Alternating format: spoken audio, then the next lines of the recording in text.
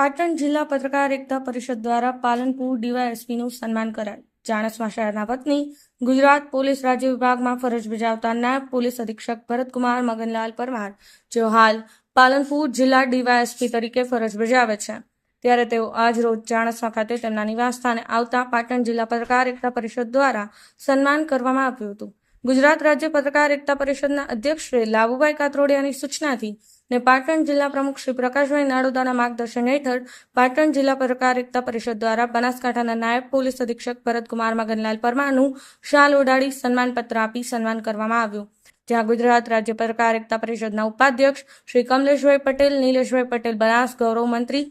તથા મિતેશભાઈ વ્યાસ, પ્રવીણભાઈ સથવારા, મુકેશ સુથાર, વસંત પંચાલ, દિલીપ પટેલ, સુનિલભાઈ ગોસ્વામી, નગરપાલિકા ચાણસ્મા, નિખિલ જોશી, રાજુભાઈ પટેલ, જયેશભાઈ ગજ્જર સહિતના હાજર રહીને સન્માન કરવામાં આવ્યું હતું.